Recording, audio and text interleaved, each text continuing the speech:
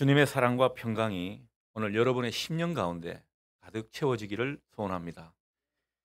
한 사회, 한 나라는 지도자가 잘해야 그 속에 속한 사람들이 제대로 살 수가 있습니다.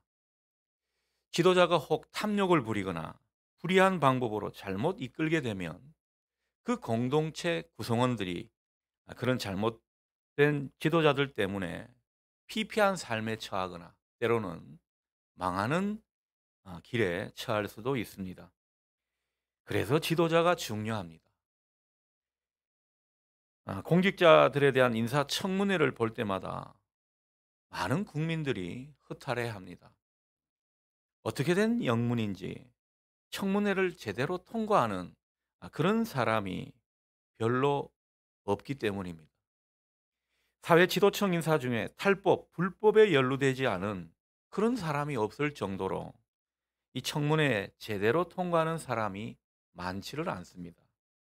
물론 그래도 나중에는 다 뽑히기는 하지만 말입니다. 참 씁쓸한 현실 아닐 수가 없습니다. 출애굽기에 보면 모세의 장인 이드로가 지도자를 뽑는 기준에 대해서 모세에게 권면하는 말이 나옵니다. 출애굽기 18장 21절 말씀이죠.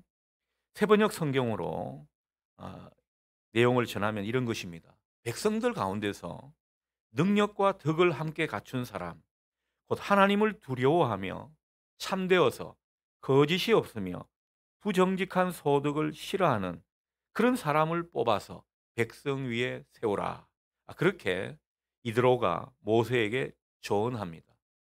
물론 이드로의 그냥 단순한 생각이 아니죠. 하나님의 영감으로, 하나님이 주신 그 영감으로 말한 기준들입니다. 그러니 참 이 기준이 우리 마음에 와닿는 것 같습니다. 앞으로 여러분들이 국민의 대표, 지도자를 선택할 때 이 말씀을 많이 참조하면 좋겠습니다. 지금 우리 시대는 능력과 덕을 함께 갖춘 그런 사람이 필요합니다. 하나님을 두려워할 줄 알면서 뭔가 정의로운 그런 사람이 요구되는 시대입니다. 그러나 현실은 사람은 다 두려워하는데 하늘을 두려워하지 않는 그런 사람이 대부분입니다. 실력도 없으면서 자기 이익을 위해 거짓말도 너무 쉽게 하고 부정한 이득을 탐하는 그런 사람들이 우리 사회를 이끌고 가는 경우가 많이 보이더라는 것입니다.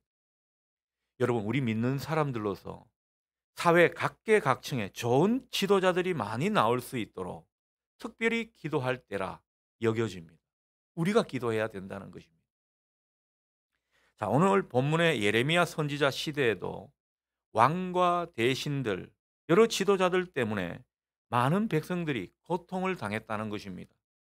부패하고 악한 나라 지도자들, 그리고 종교 지도자들이 하나같이 백성들을 잘못 이끌고 다스려서 나라가 망하게 되는 그런 사태에 이르게 되었다는 것입니다. 그래서 하나님은 1절에서 이렇게 말씀하시죠. 내 목장의 양떼를 멸하며 흩어지게 하는 목자에게 화 있으리라. 이렇게 말씀하시면서 지도자들의 잘못에 대해 준엄한 심판을 경고하고 있는 것입니다. 백성들을 다스리는 지도자로 하나님께서 세우신 사람들인데 그 사람들이 목자가 양을 돌보듯 하지 않고 타락하여서 자기들만 배부르게 하고 자기들 이익만 챙기느라 백성들을 전혀 돌보지 않았다는 것입니다. 이 백성들은 하나님의 백성들인데 말씀이죠. 그들은 심지어 하나님으로부터 주어진 권력을 남용해서 오히려 유다 백성들로 하여금 우상을 숭배하고 그래서 하나님을 떠나게 만드는 이런 일까지 저질렀다고 하시는 것입니다. 그래서 하나님은 이런 지도자들, 악한 지도자들을 그 죄악을 결코 좌시하지 않으신다고 이 말씀을 하시는 것입니다. 그래서 하나님은 당신의 양떼를 잘못되게 하는 그 지도자들에게 내가 합당한 벌을 내리겠다. 이렇게 말씀하고 있는 것입니다. 2절 말씀이 바로 그 내용이죠.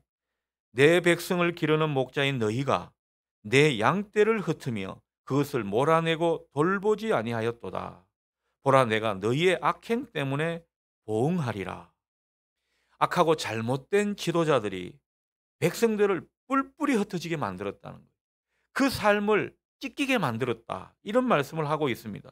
결국 그 모습 때문에 하나님의 심판을 받게 되었다. 이것을 우리에게 전해주고 있는 것입니다.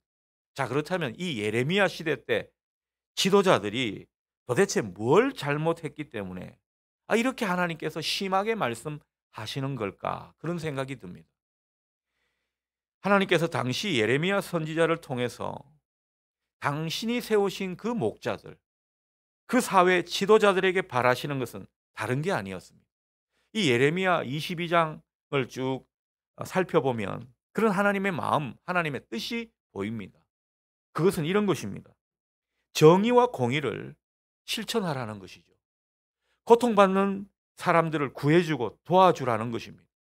고아와 과부, 이방인들로 대표되는 그 사회에 소외된 사람들, 그 사람들조차도 안심하며 살 수 있는 그런 사회를 만들라 말씀하신 것입니다. 그래서 그 사회 내에서 억울한 인생들이 없도록 공평히 흐르는 그런 사회가 되도록 하나님께서 당부하신 것입니다.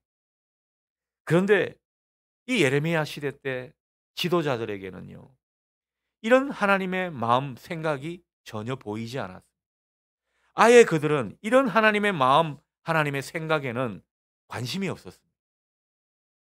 오늘날 우리 사회도 지도자들이 하나님께서 바라시는 그런 모습에서 많이 멀어져 있는 그런 현상을 우리가 보게 됩니다.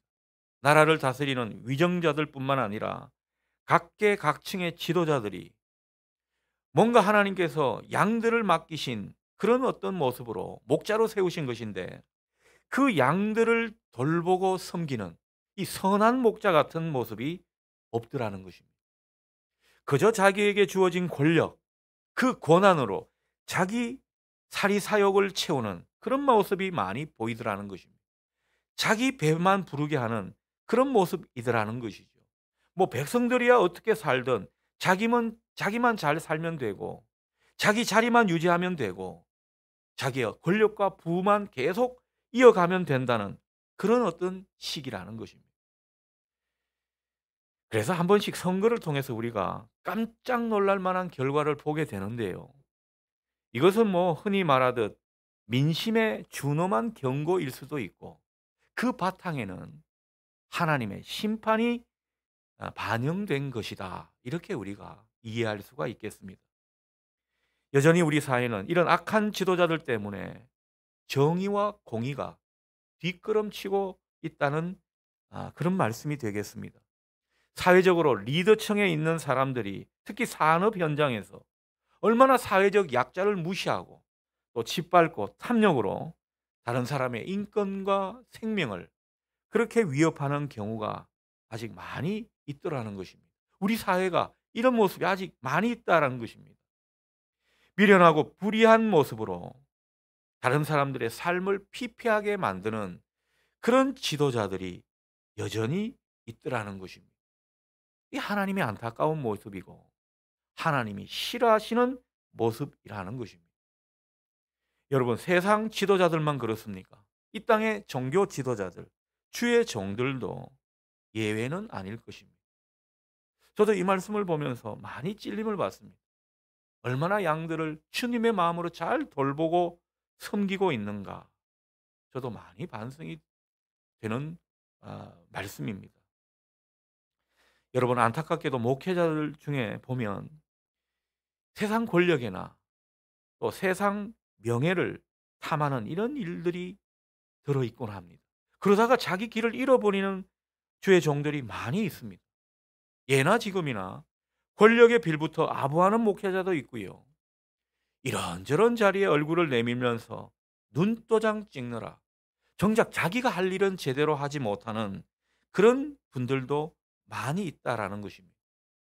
여러분, 목회자들이 이래저래 모임이 많고 또 정치하고 여러 가지 활동을 하느라 바빠서 설교 준비할 시간이 없고 기도할 시간이 없다는 이런 현실은 성도들 사이에도 익히 알려진 이야기가 아닌가 싶습니다. 우스갯소리로 이런 말을 하기도 합니다. 목사가 설교할 때 점점 소리가 커지고 심지어 강대상을 치는 일이 잦아지게 되면 그것은 설교 준비가 제대로 안 된 것이다. 이렇게 볼 수 있다는 것입니다. 부족한 영성을 자기도 모르게 은폐하려는 그런 심리가 그런 어떤 모션으로 나타나게 된다는 것이죠. 때로는 이 부분에 찔리기도 합니다. 여러분, 제가 목소리가 너무 커지지 않도록 기도해 주시기 바랍니다. 이 강대상을 탁탁 치지 않도록 여러분 기도하시기 바랍니다. 예전에 제가 2박 3일 일정으로 목회자 영성 집회에 참여한 적이 있습니다. 여러 교단의 목사님들이 참여한 집회였습니다. 며칠 같이 있어 보니까요, 목사님들이 대충 어떤 분인지 보이더군요. 개중에는 인격 수양이 제대로 안 된 분들도 있고요. 이 영성이 별로 깊지 않아 보이는데 굉장히 많이 말씀을 하시는 그런 목회자들도 있었습니다. 아니나 다를까 그런 분들은 시종일관 한다는 말이 자기가 받은 은사가 뭐고 은사가 어떻고 또 자기가 받은 계시와 환상이 어떻고 이런 말을 많이 하는 것입니다. 자신을 많이 드러내는 것이죠. 그런데 그분들 또 한다는 말이 다 돈과 관련된 그런 이야기였습니다. 교회를 얼마에 사고 팔았는지, 종교 부지를 어떻게 확보해서 교회를 뻥튀기 했는지, 사람들 들으면 아주 솔깃한 그런 소리를 많이 하더군요. 아이고, 목사님들 수완이 보통이 아니었습니다. 사업을 해도 다 성공할 분들 같았습니다. 그러면서 제가 참 안타깝게 여긴 것은 그런 말들을 하면서 자기들끼리 낄낄대고 웃는 그런 모습이 무척 이질감이 느껴졌다는 사실입니다. 그런데 안타깝게도 그분들 하는 말 중에는요, 성도들은 없었습니다. 성도들에 대한 걱정, 성도들에 대한 생각 이런 것이 별로 비치지 않았다는 것입니다. 제가 그래도 정신을 차리게 망정이지 자칫 시험 들 뻔한 그런 일정이었습니다. 여러분, 목회자가 너무 공사다망하고 분주하게 되면 참 걱정해야 될 일입니다. 너무 돈의 논리, 세상사에 초기 발달해 있으면 그래서 설교 준비하고 기도할 시간이 없다면 그것은 이미 목회자가 썩어가고 있다는 증거일 수 있습니다. 참 이렇게 보면 사회적으로나 또 교회적으로 제대로 된 지도자가 없어서 참 허탈합니다. 실망이 많이 됩니다. 때로는 낙심되는 현실이 아닐 수 없습니다. 그러나 여러분, 너무 실망할 필요 없습니다. 낙심하지 마십시오. 따지고 보면 제대로 된 지도자는 늘 많지 않았습니다. 지도자에 대한 아쉬움과 실망은 늘 교회 역사 가운데 있었습니다. 세상 역사 가운데도 늘 그렇지 않습니까? 여러분, 우리나라가 좋은 대통령이 나타나서 지도자 한 사람이 잘해서 이렇게 발전한 것입니까? 그렇지가 않더라는 것입니다. 우리나라 기독교가 이만큼 부흥하고 성장한 것이 과연 정말 잘난 목사들 공로입니까? 결코 그런 것이 아니라는 것입니다. 그러니 오늘 이 말씀 속에서 하나님이 우리에게 은연중에 하시는 말씀은요, 사람들한테서는 기대할 게 없다라는 거예요. 사람들은 다 거기서 거기라는 것입니다. 기대할 것은 오직 하나님뿐이라는 거죠. 하나님이 자기 백성들을 다시 살리신다는 것입니다. 그것을 우리에게 말씀하고 있는 것이죠. 그러니 희망이 있다면 그 희망은 오직 하나님에게서 오는 것입니다. 사람에게서 오는 것이 아닙니다. 하나님은 잘못되고 부패한 사회를 때로는 벌하시고 치시기도 하시지만 한번 품기로 작정한 자기 백성들, 정말 자기 백성들이라고 여기는 그 사람들은 하나님이 결코 버리시지 않는다는 것입니다. 3절 말씀이 그것을 표현하고 있습니다. 하나님은 흩어져 사는 당신의 백성들을 모으신다는 것입니다. 당신이 약속하신 대로 번성하게 하실 거라고 약속하고 있습니다. 또한 하나님은 참된 목자를 세우셔서 당신의 백성들을 돌보게 하실 거라, 그 참된 목자에 대해서 우리에게 알려주십니다. 5절 말씀입니다. 보라, 때가 이르리니 내가 다윗에게 한 의로운 가지를 일으킬 것이라. 그가 왕이 되어 지혜롭게 다스리며 세상에서 정의와 공의를 행할 것이라. 여러분, 다윗에게서 나온 한 의로운 가지, 그 목자가 세상 사람들을 구원하고 변화시키고 그리고 하나님의 형상을 회복하도록 인도하실 거라는 것입니다. 여러분, 하나님의 형상이란 다른 게 아닙니다. 사람들 속에 있는 그 선을 행할 수 있는 능력, 그것을 일깨워 주는 분이 있다라는 것이죠. 그게 참된 목자시라는 것입니다. 이 목자는 하나님의 백성들이 하나님한테 벌 받을까 봐 두려워서 억지로 선을 행하고 의를 행하도록 하시는 분이 아니십니다. 하나님 뜻대로 사는 것이 기뻐서 정의와 공의를 행하도록 그렇게 인도하시는 분이라고 오늘 5절 말씀이 우리에게 가르쳐주고 있는 것입니다. 6절을 보게 되면 그 목자를 통해 사람들은 구원을 받게 되고 평안히 살게 될 것이라고 말씀합니다. 그의 이름은 여호와 우리의 공이라 불리게 될 거라 말씀하고 있습니다. 여러분, 이 목자가 누구십니까? 바로 예수 그리스도시라는 것입니다. 우리의 선한 목자, 우리의 왕으로 오신 예수님이 하나님이 예비하신 참된 목자이시라는 것입니다. 하나님은 정의와 공의가 흐르는 세상, 구원을 얻고 사람들이 평강을 이루고 누리는 그런 하나님의 구원의 일에 실패한 그 세상 내버려 두지 않았습니다. 그 지도자들에게 더 이상 책임을 맡기지 않으셨습니다. 하나님은 이 일을 때가 이르러 직접 하시려고 작정하셨습니다. 그래서 예수 그리스도를 만왕의 왕으로 보내시면서 직접 이 땅에 정의와 공의를 회복시키시기로 작정하신 것입니다. 백성들의 구원과 평안의 삶을 하나님의 완전한 대리인이신 예수 그리스도를 통해서 이 문제를 해결하려 하셨던 것입니다. 하나님은 계획이 다 있으셨던 것입니다. 이게 하나님의 계획이라는 거죠. 예수 그리스도, 그분이 바로 하나님의 계획인 것입니다. 여러분, 예수님만이 우리의 구원이시자 우리의 대안이십니다. 그 말씀이 6절 하반절 표현인 것입니다. 우리의 공의, 우리의 구원, 우리의 평화. 그분이 예수 그리스도시다. 예수님만이 우리 인생의 진정한 해결책이시라는 거죠. 예수님만이 우리 가운데 공의가 흐르게 하시고 평화를 일으킬 수 있는 분이시라는 겁니다. 이 예수님의 진정한 그 대안, 구원의 해결책이 하나님의 계획이신데, 이 구원의 해결책이신 예수님이 어떻게 이 세상을 그렇게 만들어 가실까요? 그것은 다른 게 아닙니다. 그 예수님을 믿고 따르는 사람이 예수님을 진정 따르게 될 때 그분은 그런 사람의 모습을 통해서 이 땅 가운데 정의와 공의를 흐르게 하시는 것입니다. 그러니 예수님은요, 꼭 하나의 빌미가 필요하신 분입니다. 발판이 있어야 된다는 거죠. 그래서 예수님이 안에 있는 그 구원과 평화를 사람들을 통해서 이루어 가시는 것입니다. 여러분, 정말 이 링컨 대통령이라는 그 하나님의 사람, 하나님의 그 정의를 믿은 한 사람을 통해서 하나님은 노예 해방이라는 놀라운 일을 이루어 가신 것입니다.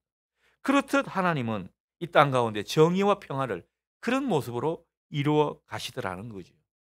하나님은 예수 그리스도를 이 땅 가운데 보내시면서 하나님께서 이 땅을 포기하지 않으셨다는 그 사실을 우리에게 일깨워 주고 있습니다. 하나님이 이 세상을 얼마나 사랑하시고 얼마나 이 세상 가운데 하나님의 성실하심과 인자하심을 나타내시려는지, 하나님이 작정하신 그 구원과 의와 평화를 이루시고자 하시는지 예수 그리스도를 통해서 우리에게 확인시켜 주고 계신 것입니다. 그러니 이 예수님을 따르는 사람이야말로 좋은 지도자가 될 수 있습니다. 좋은 지도자는 스스로의 힘과 세상 지식과 자기 경험으로 되는 것이 아닙니다. 예수님께서 자기를 따르는 사람을 그렇게 만들어 가시더라는 것입니다. 또한 예수님의 마음으로 다른 사람을 섬기는 그 모습이야말로 진정한 리더십이라 할 수 있겠습니다. 그러니 뭐 가정에서든 직장에서든 교회에서든 다 마찬가지입니다. 예수 그리스도의 마음과 생각으로 사는 사람이 어른이요 상사인 것입니다. 여러분, 가정의 진정한 가장은 누굽니까? 주님의 마음을 따라 섬기고 사랑을 실천하고 또 다른 사람에게 의를 나타내는 사람인 것입니다. 주님의 마음을 먼저 알아서 그 마음으로 사는 사람이 어른인 거예요.